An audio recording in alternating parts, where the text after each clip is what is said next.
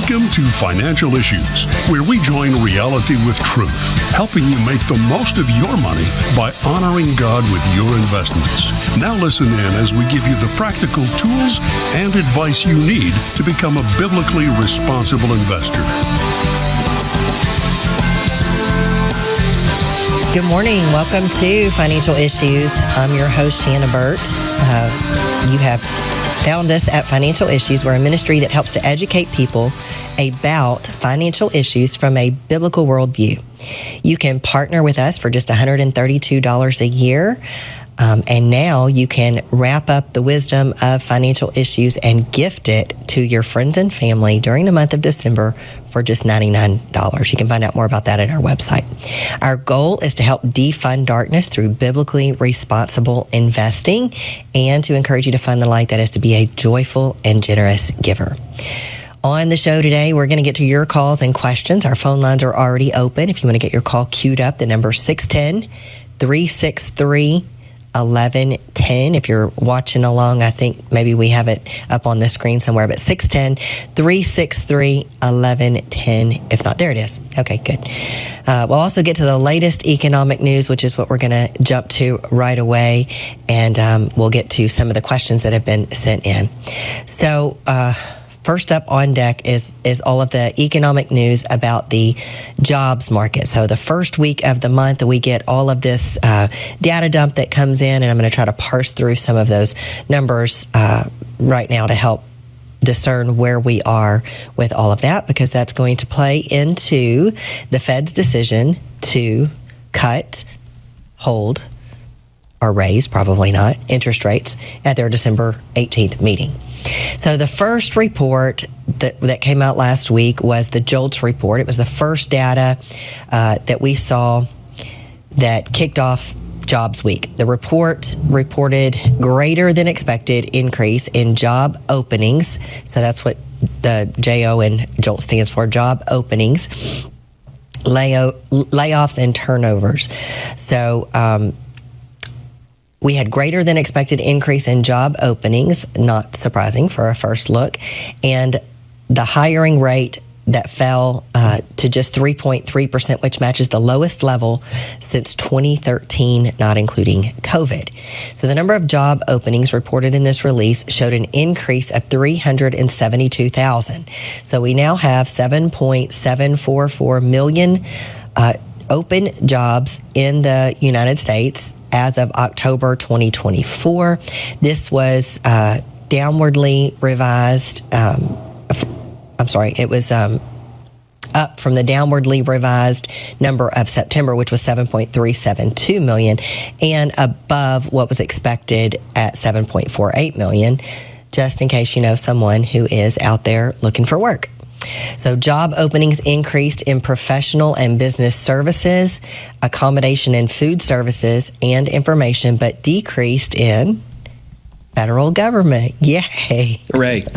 Hooray. So there were 1.11 job openings for every unemployed person in October who was looking for work. That was up from 1.08 in September.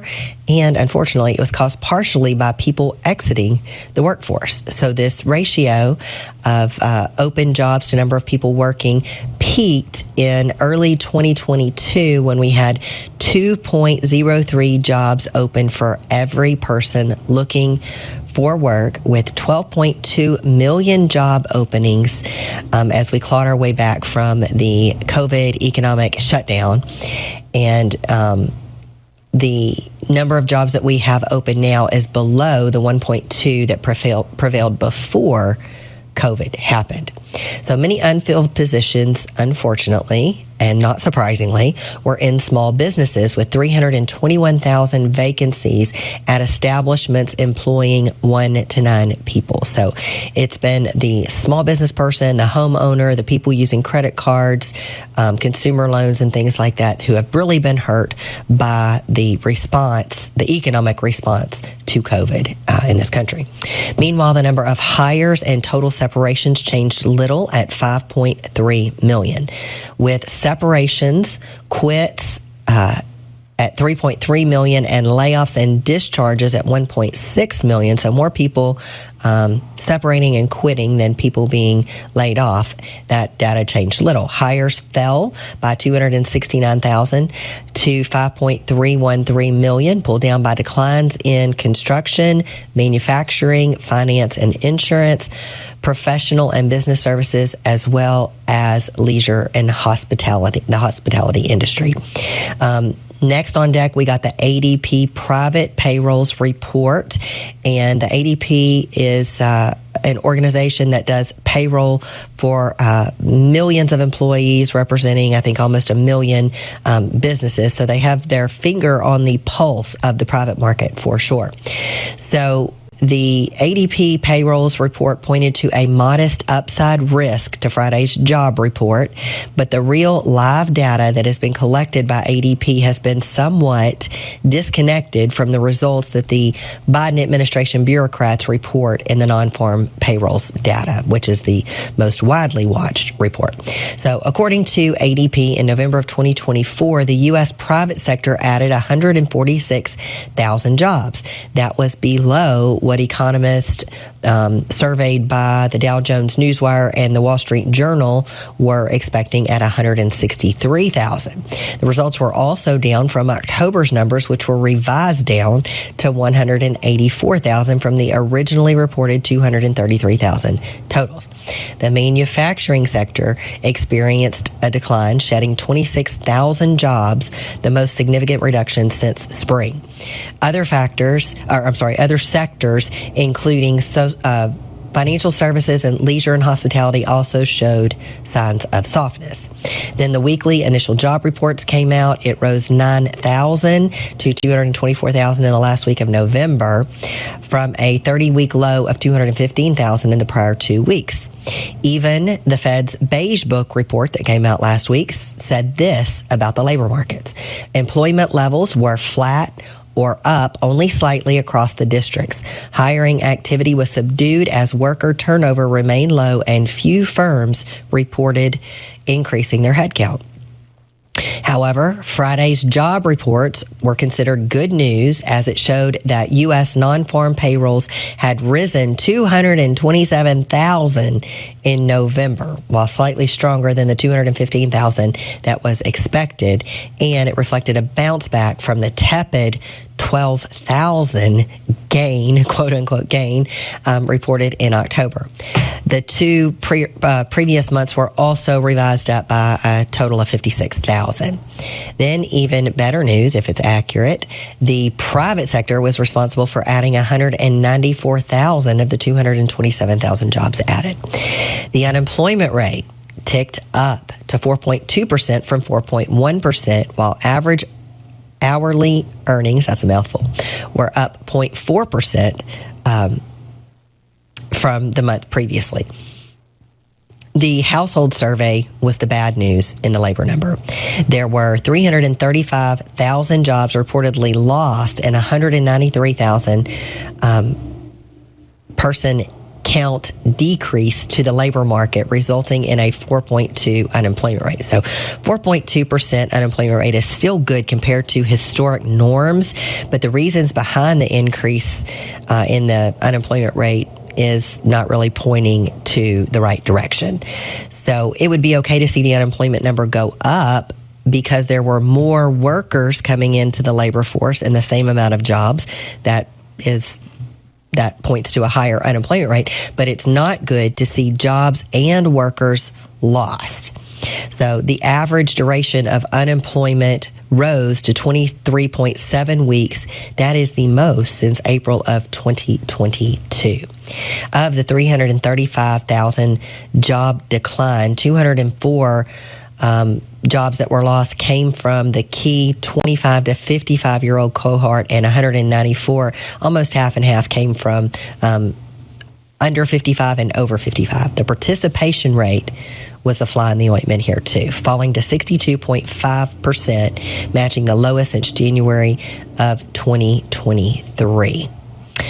The NFIB Small Business Optimism Index came out, and the CEO Roundtable reports were also released last week. I don't think I have quite enough time to get to all of that. We might have to hold that over to the next segment to really get the full effect of that without having to chop it up. But folks, our phone lines are open.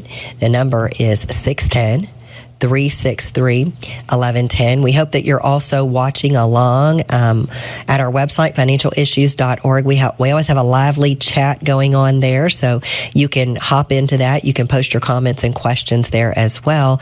And if you do the social media thing, we would ask that you participate with Financial Issues there. We stream live on Facebook, YouTube, Rumble. We are also found on Truth Social, X, Instagram. I feel like I'm missing something. I think you got them all, Shana. I got them all. Yeah, I think you got them all. So help us there. That's a real organic way that you can help boost our exposure by commenting and following along. Stay tuned. We'll be right back. How is Timothy Plan continuing to lead the fight as you guys now enter your fourth decade of leading this fight of biblically responsible investing? We've been too silent for too long, and we can no longer be silent. You stand up like Ronald Reagan said, we're only one generation away from losing all of our liberty. Yeah. It has to be fought for. I wish it didn't. And you can fight for it. You don't need guns and ammunition and that. You can fight for it, especially with your dollars, because it's always about the money.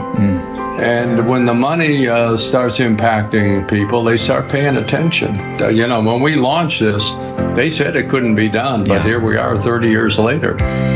They said you couldn't get competitive returns, but here we are. What a tremendous testament of God's grace. Go to financialissues.org/Timothy Plans to learn more about Timothy Plan. We believe in being faithful stewards of what God has entrusted to us, and nothing is more important than investing in the next generation. The most impactful way to do this is by sharing the message of Jesus with young people. Crossroads Kids Club is an after-school program that brings the gospel to elementary school children in public schools nationwide. Together, we can make a lasting difference for the kingdom. To learn more and join the movement, visit reachourschools.com. Again, that's reachourschools.com. Through the ministry of Preborn, the Financial Issues family has saved tens of thousands of lives of babies. What an amazing job that God has done through you, the Financial Issues family. Would you join us in saving the lives of babies? What an amazing reunion we will have in glory, meeting all the people that we have saved. Please go to preborn.org, that is preborn.org, or financialissues.org, and click on the Preborn banner.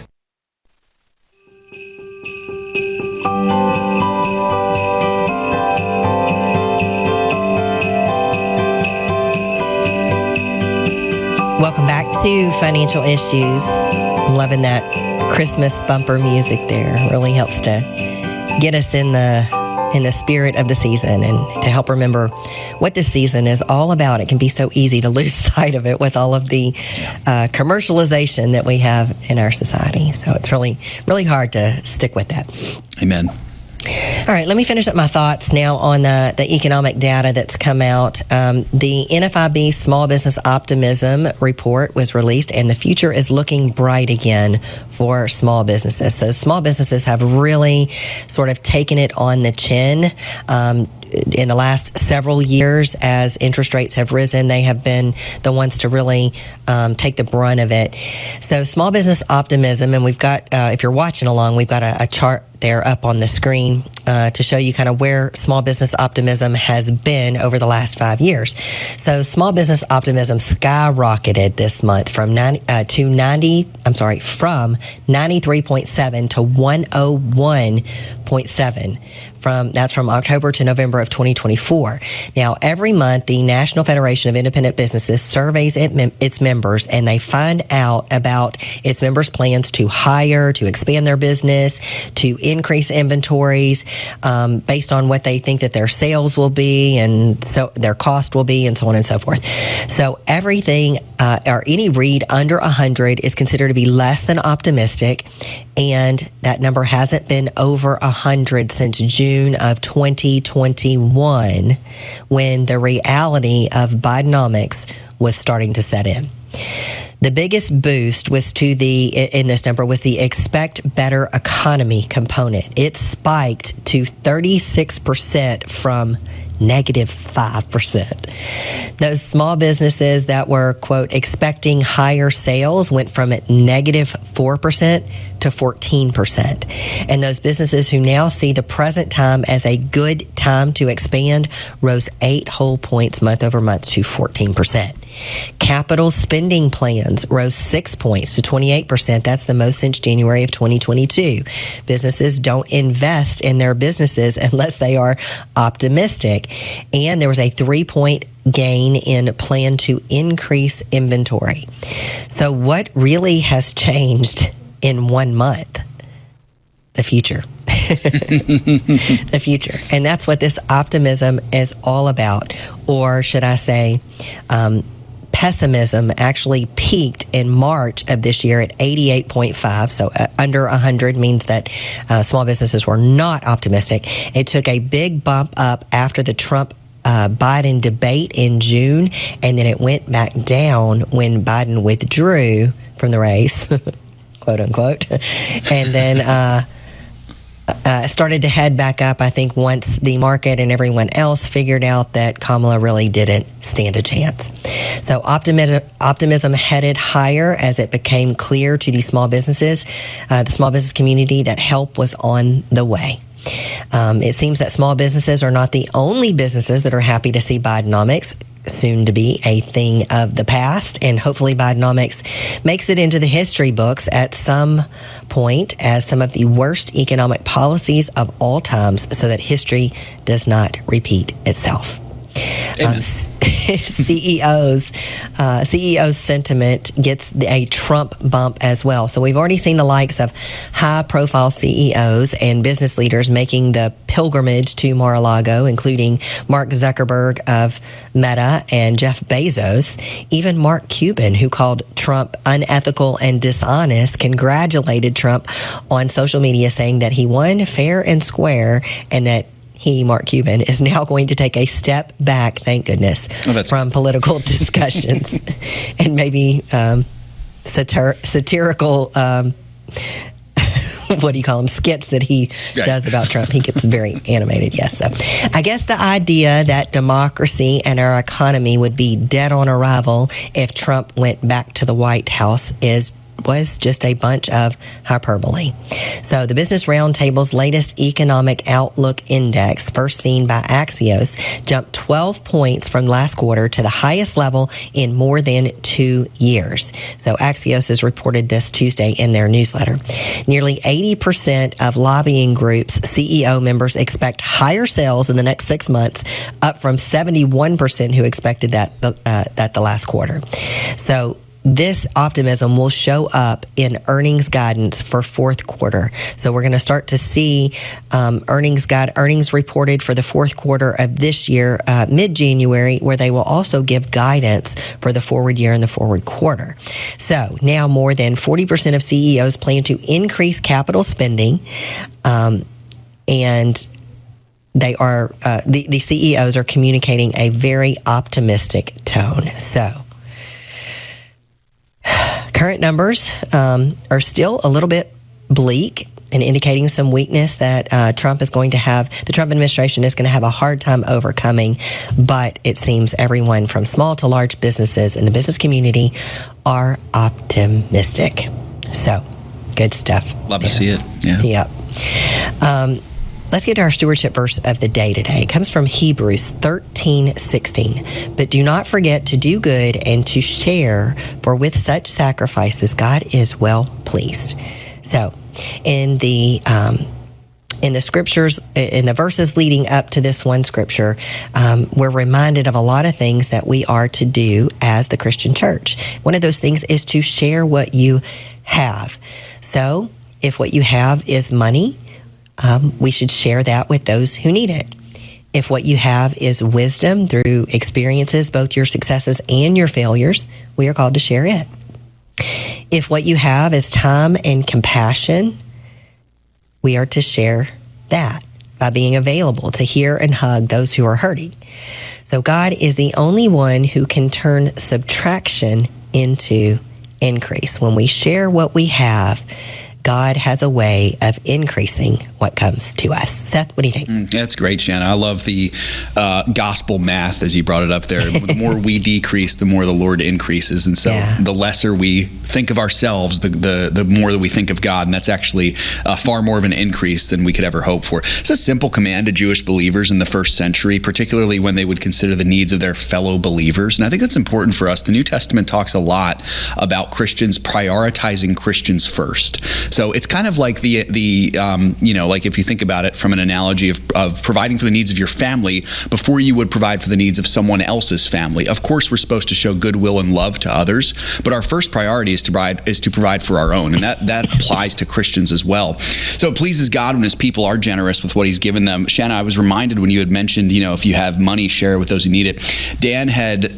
mentioned back when he was hosting the show, he had known someone, and this guy told him, I'm not really gifted all that much, but one thing I know how to do is make money. And so he would give away most of it. And Dan talked about that guy with such pride, like thinking, you know what, this is the way that God has gifted this person. He gave him the ability to make money. So if that's your ability, you might not be talented in other ways, but if you have the ability to make money, boy, what a great way that you can bless the kingdom of God and really give glory to Him by being generous with that. So yeah.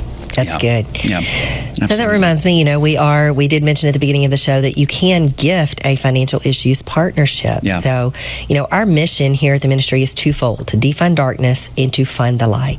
So defunding darkness means that with your investment strategy, you're removing money that God chose you to manage from funding dark agendas by screening out companies who would use that money to promote those dark agendas. But have you ever considered who will be managing those funds when you don't need them anymore because you are with the Lord? Will that money go right back into the world and start defunding darkness? Or have you talked to your children and or your heirs about the importance of biblically responsible investing? Gifting a partnership can be a great way to open the door to have stewardship conversations with those who will be entrusted with the financial resources that you will leave behind. So year end is a great time to look at your estate planning documents, to review the beneficiaries on all your accounts. That's your bank accounts, your investment accounts, your life insurance, and ask God if those funds will be entrusted to those who will be devoted to employing and deploying those resources for kingdom purposes. So, do you have any kingdom beneficiaries listed? That might be a great thing as you're looking through and considering your estate plan. And then, year end comes a time when people are doing a lot of tax planning. They're starting to look at, things for the next year. And I wouldn't encourage you to get, even if it's a tax deduction. But, if you find that for whatever reason your giving hasn't, kept up with your increase, consider making some year-end gifts. We have some great ministries that you can give to. Of course, financial issues. We educate and equip the saints to be good stewards through investing and giving. Preborn Ministries is another great one where you can save the lives of babies and preach the life-saving message of the gospel to those in crisis pregnancies. And our newest partner, Crossroads Kids Club, where you can support them as they love on and teach children about Jesus in their public school of all places. Amazing. So lots of great places if you don't already have places to give. All right. Do you think we have time to get to the call? You know what? I'm going to say, Lynn, if you can hold over, why don't we hold her over? Because it's getting close to that break. We might be able to get to a quick question here, Shana, before this break, if you wanted to. Okay. We've got Joseph is 31, and he's saying, good morning. My mom just retired, doesn't have any earned income, so she can't contribute to her Roth IRA. Can I contribute on her behalf from my earned income? Joseph is 31. What do you think, Shana? Well, I think that's a nice gesture, Joseph, but unfortunately, no, you have to have earned income to be able to contribute to a Roth. The only real exception there is if you're married to someone who doesn't have earned income, then you could make a spousal contribution on their behalf. But perhaps if your mom has some, some funds in a traditional IRA, if she doesn't have any earned income, that might mean that she's in a really low tax bracket, and perhaps she can transition some of her pre-tax money into a Roth account by doing a Roth conversion. So that might be a strategy to explore to try to improve the tax efficiency of her future situation. Yeah, it's awesome. Nice to see Joseph thinking in that mindset, Shana, for sure, especially at 31 years old. I think it's cool. Yep, absolutely. Yep. It's a nice gesture, but gotta follow the rules set forth there.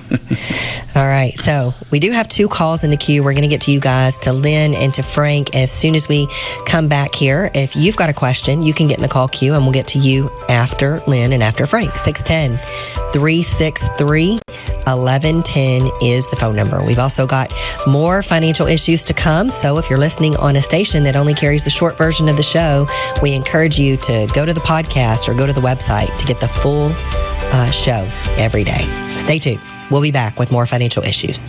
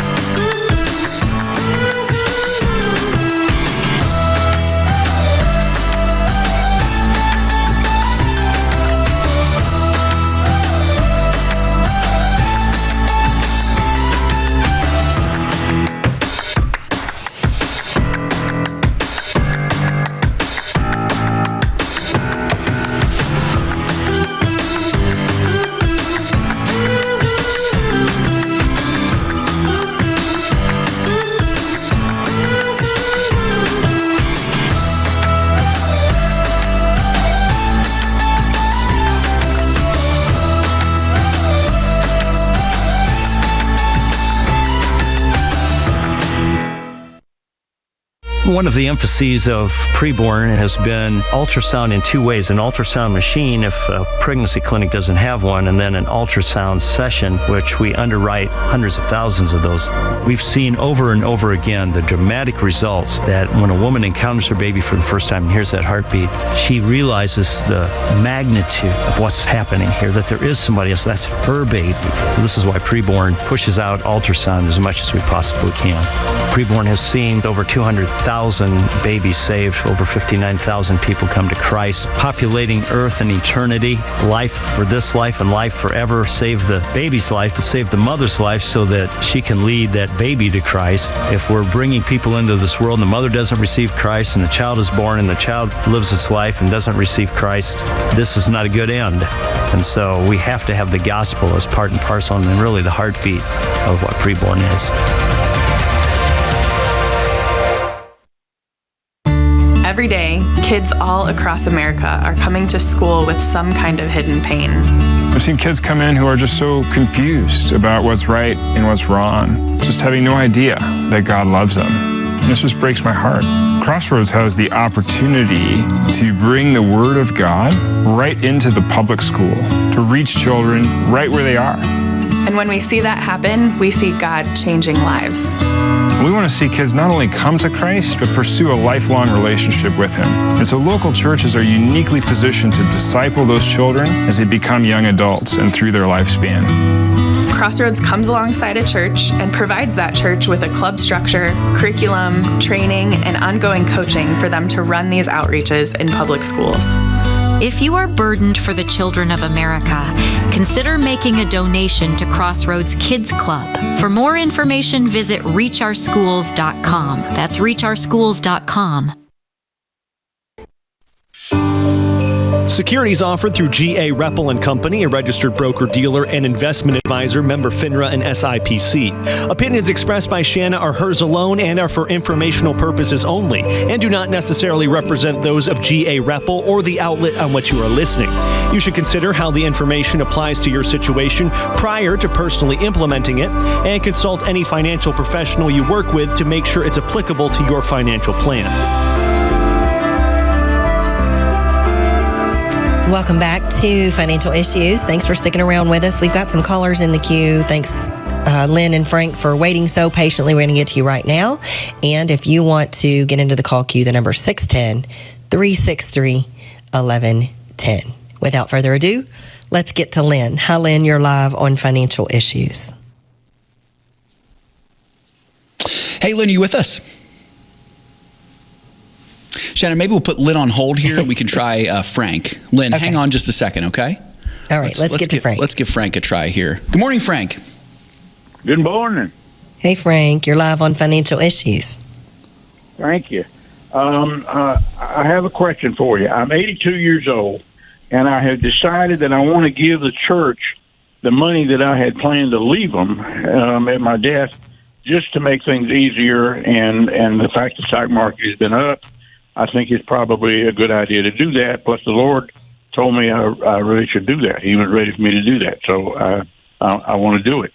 What I need to know is what I need to do in order to make that happen and what the church needs to do in order to be able to accept it. Okay. Well, that's great. Thanks for being so responsive to the voice of the Lord and to the leading of the Lord. That's great stewardship. So tell me, Frank, where is this gift coming from? Is it a stock? Is it coming from an IRA? Is it cash? It's a stock brokerage account, just a regular brokerage account. Okay, so that's a pretty easy thing. So what needs to happen is you need to talk to your church and find out if they have a brokerage account where they can receive this gift. And then you'll just ask them. They'll give you some basic information, account number and DTC number for their account. And then you contact your brokerage wherever you hold your stock, and you ask them to make the gift and the transfer. If your church doesn't already have a brokerage account open, it's a very, very easy thing for them to do. They could go online at a discount brokerage and, just set up an account, and then they can receive that. And then once the shares transfer over, then, they can sell it or do whatever they want with the stock. Now, what you'll need to do, have you owned the stock for longer than a year? Yes. Okay, good. So I've had it a long time. That's an important thing. So you'll want to kind of gather, before the gift goes out, I would suggest gathering the data from your brokerage account on your cost basis, because that'll be important. You'll want to share that with whoever does your taxes so that they can determine, I'm guessing if it's a pretty large gift, maybe you'll be itemizing now instead of using the standard deduction. So they will need that information, and it's good to get it before the stock actually leaves your account, because sometimes it's a little bit difficult to dig back and get that information once it's gone. Okay. All right. Yeah, I'm going to do, what I'd like to do is half of it before the end of the year, and the other half in January, to make it so that I can spread the taxes out a little bit. You mean spread the tax deduction out, or the? Yeah, spread that out. Okay. And that's a fine thing to do, but just know that if you have more deduction in this calendar year than you can actually use against your income, you do get to carry that gift forward for 5 more years. So even if you do the whole gift now, you do have that ability. Okay, great. Well, thank you.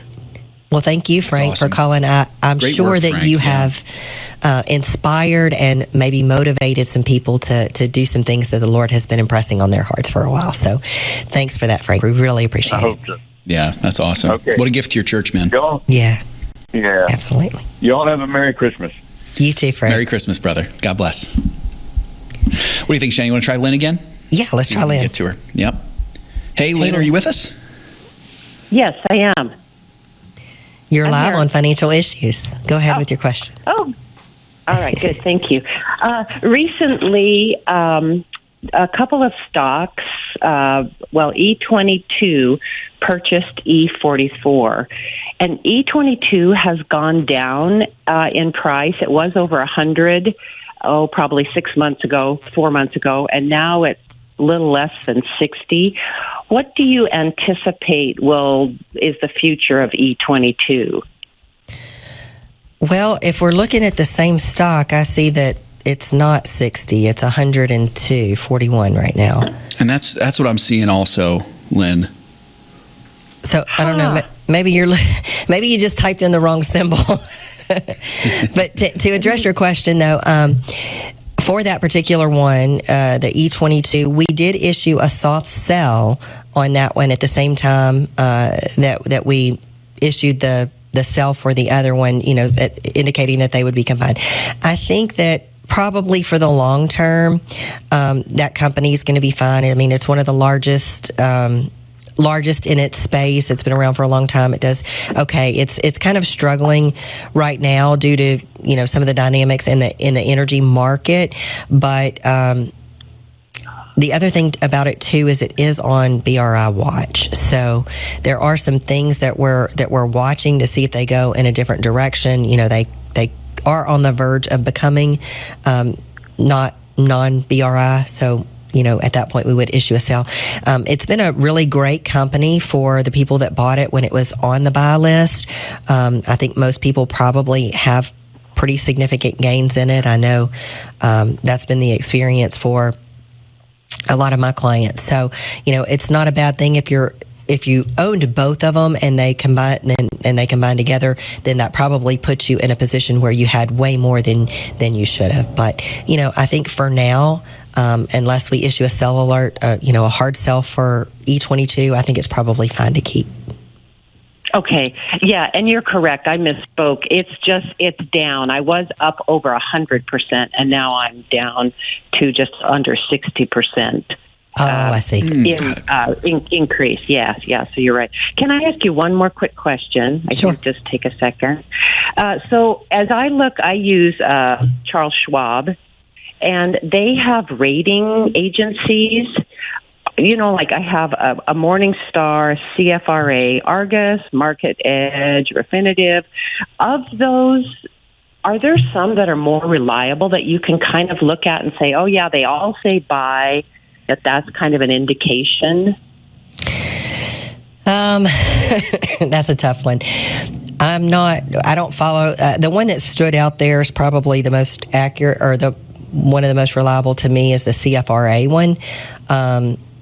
I do read some of their research that comes out. I do like, I do tend to agree a lot with what they say, but if you go on to any particular rating agency, you're going to find opinions all across the board. So it's really interesting to read different perspectives. But, at the end of the day, they're all going to be driven by what their investment philosophy is. So, if their investment philosophy is, like hardcore value and they won't buy anything with a PE of more than 15, then they're going to base their valuations a certain way, versus the other end of the spectrum. If their bent is towards momentum investing, they're not going to care at all about PE, and they'll buy things with PEs well over 100 or more, as long as they think that it's warranted. So, you really have to get into the nuts and bolts about what the investment philosophy is behind each one of them, and I don't know a lot of the investment philosophies driving some of the other ones. So, we use probably a little bit different approach than any of them, because biblically responsible investing is our number one. That's our number one determining factor. That's the first knockout that we look at. If the company's not biblically responsible, we won't even consider it, no matter how good they look on paper. So, okay, all right. Thank you very much. Thanks, Lynn. Thanks we appreciate so much, your Lynn. call. All right, folks, our phone lines are completely open now. So if you've got a call, you will be the next caller in the queue. 610-363-1110. Well, let's take a quick look at the markets because we don't have the ag report today, but the pre-markets were all in positive territory, and the markets have opened in positive territory with the NASDAQ up right at 1%, the S&P up 0.5%, and the Dow barely in positive territory, up 10 basis points. So we did get the inflation data that came in today. Probably don't have time to get around to reporting that other than just to say it came in as expected, and we'll likely talk about that a little in tomorrow's show. So make sure that you tune in for that. And Seth, you want to give an update on Craig? Yeah, and close us out here in this segment. We, folks, you know, you've been praying for Craig. He had surgery yesterday. This was the last leg of his surgery. He had a couple surgeries earlier this year. Surgery went great. He texted me, actually sent me a text saying it'd be fun to have him on the show because he's hyped up on the drugs, which would be hilarious. But at any point there, Craig is doing great. And he just appreciates all your prayers. And so keep those prayers coming for him as well. But there will be no ag report this week as Craig is recovering. But more financial issues coming up right after this break. Stick with us.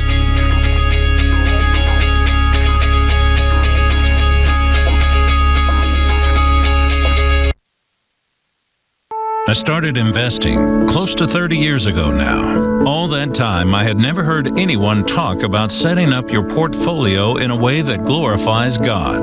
When I first heard about it, I was listening to the radio, a show called Financial Issues. They were teaching people how to honor God with their money. I became a partner with Financial Issues, and it's been one of the best decisions I've made. Invest your money in a God-honoring way. Go to financialissues.org. I found out I was pregnant when I was 21 years old. For me, I was scared, I was shaking. They do an ultrasound, and that's when everything changed. When I saw my baby and when I heard her heartbeat, that was it. We've seen the hand of God ever since we stepped into the pregnancy center. To find out how you can support the life-saving mission of Preborn, go to preborn.com/FISM.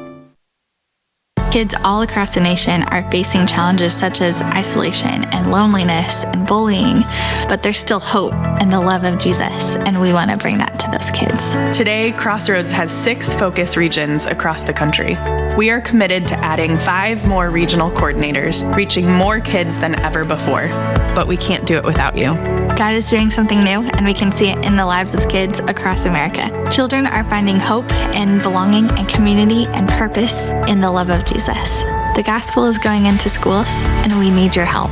We are trusting God to raise $200,000 of new funding. This funding will allow us to have 5 additional focus regions, as well as a team member who will oversee all of our regions. Please join us for this Drive for 5 in 2025. Let's place 5 new team members in cities around the nation and watch what God will do. To help spread the love of Jesus to children across the country, go to crossroadskidsclub.com/5 in 2025. Securities offered through G.A. Reppel & Company, a registered broker-dealer and investment advisor, member FINRA and SIPC.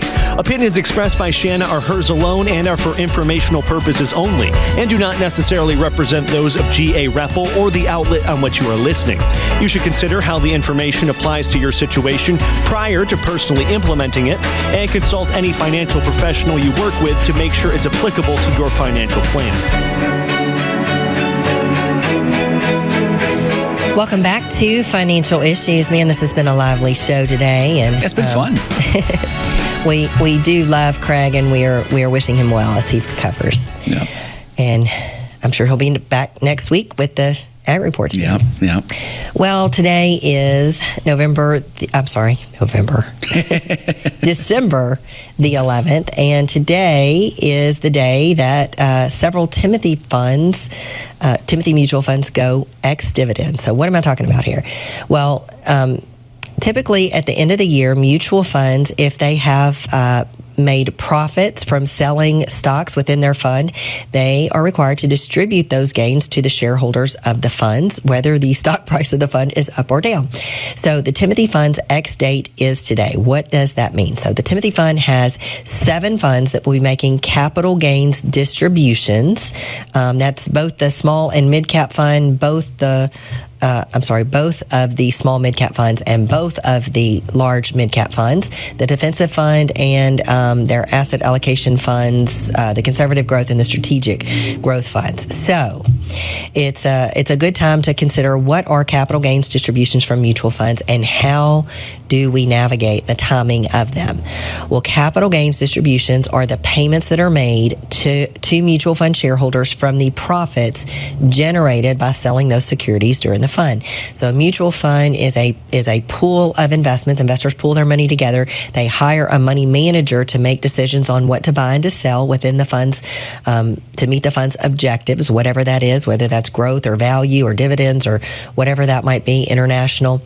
And then they have to distribute those gains to the shareholders every year. And they're typically paid at the end of the year. Timothy's being in December. Actually, today is the ex-dividend date. And the implications of that is that shareholders may owe taxes on these distributions depending on their individual tax situation. So if you own your mutual funds in a taxable account, these capital gains are reported to you, and you do have to pay taxes on them, whether they're short-term or long-term. That's determined on or that's reported to you on the 1099 that you get. Now, if you're holding these in a Roth or a traditional IRA, the tax consequences are not the same. So you don't have to report those in the current year. So the X date or the X dividend date is the date on which the mutual fund begins trading without the value of its next dividend payment. So to receive the dividend, the capital gains distribution, investors must own the stock or the mutual fund before the X date. So after this date, new buyers of the stock won't receive the upcoming distribution. So what does this mean? Should you exercise caution around making purchases or redemptions around the time that mutual funds are distributing their year-end gains? Well, if you purchase mutual fund shares just before the X date, you're going to receive the capital gains distribution, which is taxable, unless, of course, like I said, you hold it in a tax advantage account like an IRA.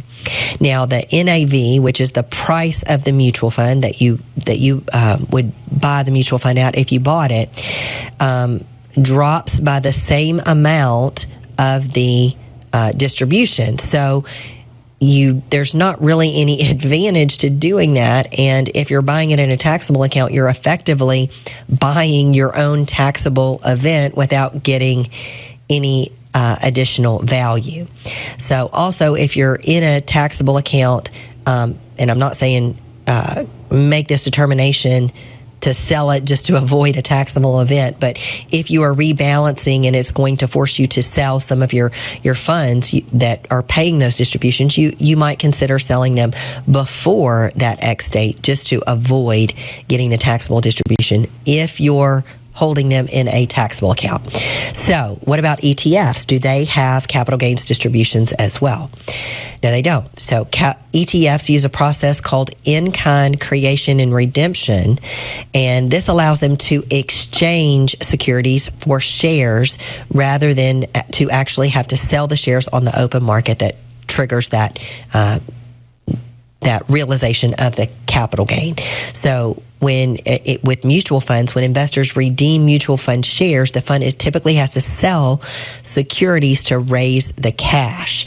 So that is one thing that can, force, if mutual funds have a lot of redemptions, they're could be forced to sell securities that have gains and then would be forced to pass those on to the shareholders at the end of the year. So ETFs offer a slightly more tax-efficient form of, professionally managed or selected group of investments, a little bit more tax-efficient way to invest. All right. Wanted to get to one of the questions that I don't think we'll have time for because I do think, I don't know, do we have a call that's ready? Yeah, we got a call that's coming in now, but I don't think Keith from Texas is quite ready yet. Shana, Okay. we did get a follow-up question, actually, regarding your question you answered for Joe, who was 31. Philip on Facebook had a follow-up for this. So he's saying, pertaining to that question from Joe, can he gift his mother the Roth IRA maximum contribution for her age in his mother's savings account, and then she transfer it to her Roth? What do you think? Yes, but no. So he can gift her the money, but in order for her to make a contribution to her Roth account, she has to have some earned income.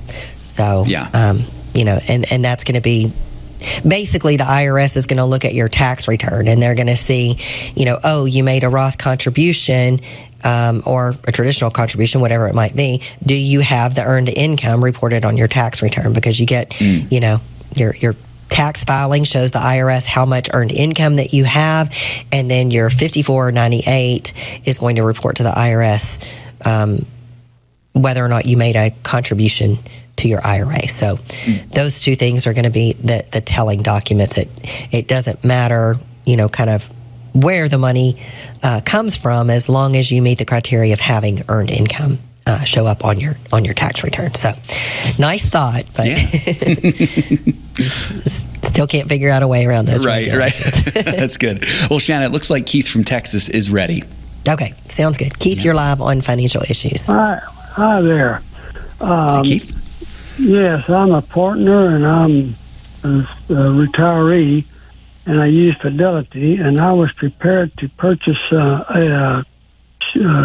securities ET83, and I got a warning that said it's a master limited partnership and may have unique risk for complex tax liabilities for retirees. Can you shed any light on this? Sure. So we also have other MLPs on our buy list as well. And an MLP is a master limited partnership. And whether you own that in a taxable account or some type of IRA account, there could be taxes that you might have to pay on the money that is returned to you. So normally we call that like a dividend, but in master limited partnerships, you can be subject to unrelated UTBI, unrelated business income. And so what would happen is that you would get a notice from a K-1 from the MLP, and typically they don't come super early. So if you're invested in MLPs, I would not try to get your taxes done like in February. As soon as you start getting your other tax documents, I would either make a note to contact the MLP and find out if there is a K-1 coming, and just talk with your tax preparer about, when you have to, make those additional filings. For a lot of people, the distributions that they get from MLPs does not really impact their tax returns, but it could. So you'll want to talk with your tax preparer regarding about how much you want to invest in this particular company, what the returns might be, and what are the additional tax filing ramifications involved. That's great information. Is there a way I can determine if I have any other securities? Is there any type of flag that would tell me that these are MLPs? Well, you would get K-1s from them. So if you so if you go and look in your brokerage account under your tax filings, a lot of times you can find them there. And like I said, they're kind of notoriously famous for sending them out sort of late toward the end of tax filing season. So good idea to wait on those if you do invest in those. Okay, thank you so much. All right, Keith. Thanks for calling. Thanks, Keith. All right, bye. God bless. All right. Well, we did have a call, or a question that we wanted to get to about CDs. Some people having some CDs come and due. This is a common question that we're getting right now, and where they might deploy that. I will use that sort of we'll answer it on the show, maybe tomorrow.